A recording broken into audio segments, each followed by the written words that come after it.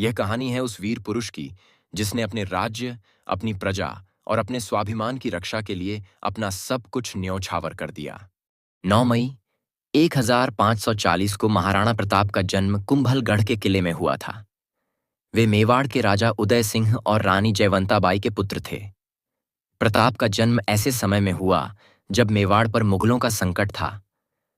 अकबर धीरे धीरे पूरे भारत पर अपना शासन स्थापित करने में जुटा था। बाल्यकाल से ही प्रताप ने अपने पूर्वजों की वीरता और उनकी कुर्बानियों की कहानियां सुनी। रानी जयवंताबाई ने प्रताप में मातृभूमि के प्रति प्रेम और सम्मान का भाव डाला, जो आगे चलकर उनकी प्रेरणा बना। युवा प्रताप एक साहसी और मजबूत योद्धा के रूप में उभरे, जो किसी भी परिस्थिति में अपने आत्मसम्मान से समझौता करने को तैयार नहीं था। जब महाराणा प्रताप ने मेवाड़ का सिंहासन संभाला, तो अकबर ने उन्हें अपनी संधि में शामिल करने के कई प्रयास किए। उसने कई बार अपने दूतों को प्रताप के पास भेजा ताकि मेवाड़ बिना किसी युद्ध के उसकी संधि में सम्मिलित हो सके। अकबर ने सोचा कि यदि महाराणा प्रताप उसका साथ देंगे तो वह पूरे राजस्थान पर आसानी से अधिकार कर लेगा। परंतु प्रताप ने हर बार अकबर का प्रस्ताव ठुकरा दिया। वे अपने स्वाभिमान और स्वतंत्रता के साथ समझौता नहीं करना चाहते थे। अंततः अकबर ने मेवाड़ पर आक्रमण करने का निश्चय किया।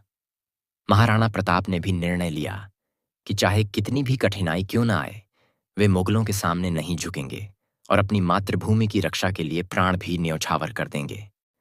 18 जून 1576 को हल्दी घाटी के मैदान में महाराणा प्रताप और अकबर की सेनाओं के बीच एक ऐतिहासिक युद्ध हुआ।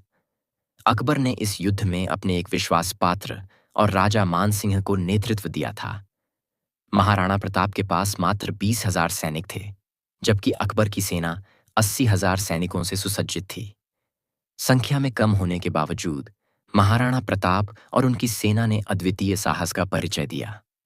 प्रताप की सेना में भील समुदाय के लोग भी शामिल थे, जो अपने राजा के प्रति अत्यंत निष्ठावान थे। इस युद्ध में महाराणा प्रताप ने अपने प्रिय घोड़े चेतक के साथ ऐसी वीरता दिखाई कि शत्रु भी उनकी बहादुरी के कायल हो गए।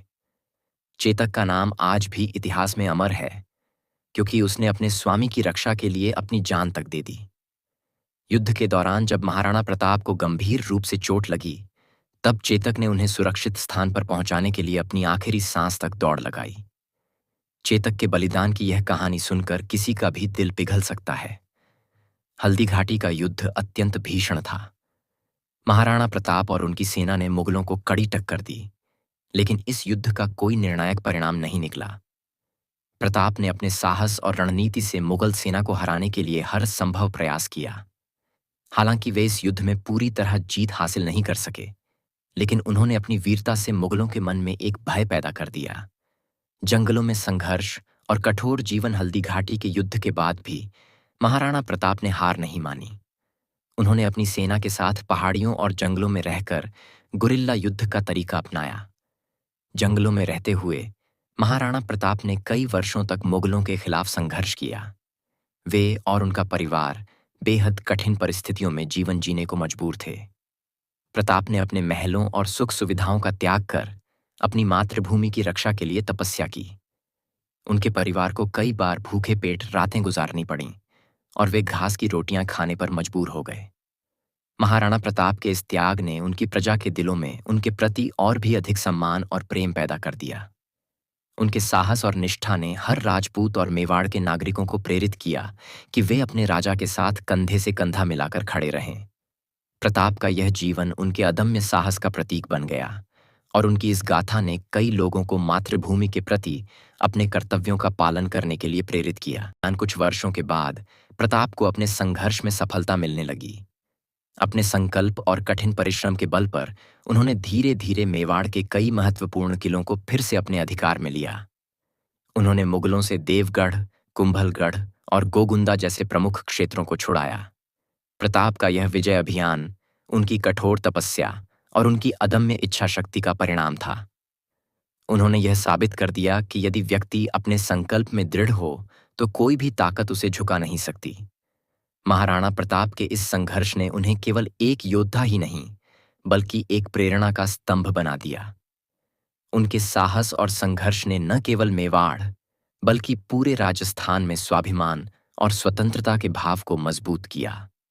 उनका जीवन हमें सिखाता है कि चाहे कितनी भी कठिनाइयां क्यों ना आए, अपने सिद्धांतों और अपने देश के प्रति निष्ठा बनाए रखना ही सच्ची वीरता है। अंतिम समय और अमर विरासत। महाराणा प्रताप ने अपने अंतिम समय तक संघर्ष किया और अपने राज्य को मुगलों के अधीन नहीं होने दिया।